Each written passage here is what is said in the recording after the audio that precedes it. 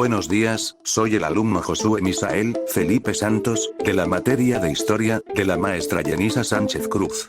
El tema para este video será, la Revolución Mexicana. Comencemos. La Revolución Mexicana fue un conflicto armado que se inició en México el 20 de noviembre de 1910. Los antecedentes del conflicto se remontan a la situación de México bajo la dictadura conocida como el Porfiriato. El Porfiriato fue la época de la dictadura del político militar Porfirio Díaz, cuando Díaz aseguró en una entrevista que se retiraría al finalizar su mandato sin buscar la reelección. La situación política comenzó a agitarse. La oposición al gobierno cobró relevancia ante la postura manifestada por Díaz. En ese contexto, Francisco I. Madero realizó diversas giras en el país con miras a formar un partido político que eligiera a sus candidatos en una asamblea nacional y compitiera en las elecciones. Díaz lanzó una nueva candidatura a la presidencia y Madero fue arrestado en San Luis Potosí por sedición. Durante su estancia en la cárcel se llevaron a cabo las elecciones que dieron el triunfo a Díaz. Madero logró escapar de la prisión estatal y huyó a los Estados Unidos.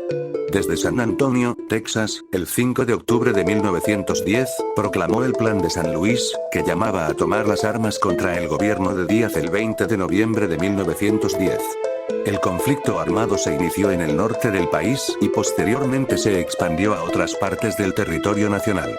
En este conflicto armado se situaron las siguientes facciones.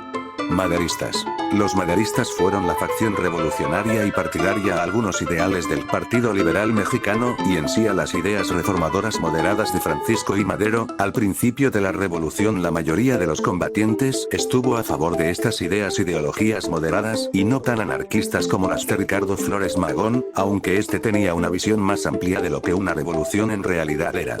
Villistas. Los villistas fueron la facción partidaria e ideológica de la Revolución Mexicana que se identificó y lideró por el general Doroteo Arango, mejor conocido como Francisco Pancho Villa, y con todas sus ideas izquierdistas.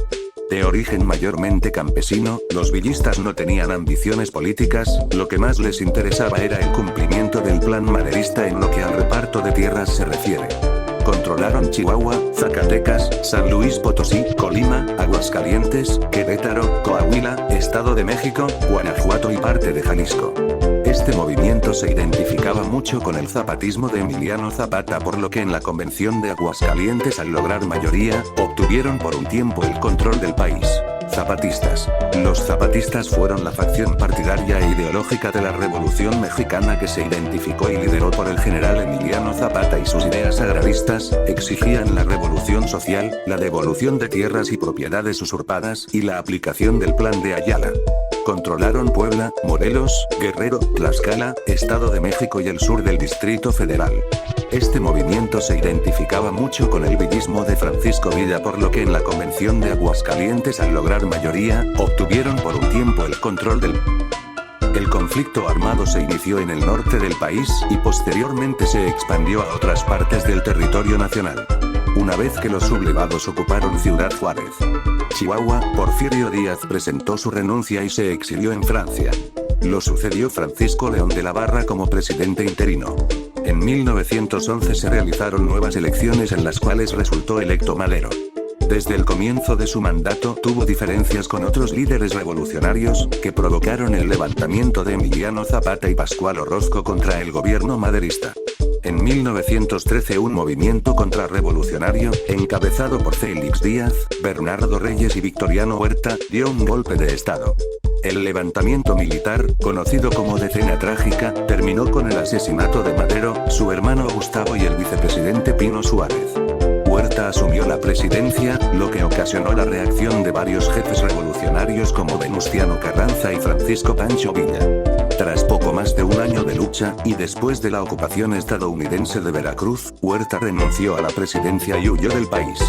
A partir de ese suceso se profundizaron las diferencias entre las facciones que habían luchado contra Huerta, lo que desencadenó nuevos conflictos.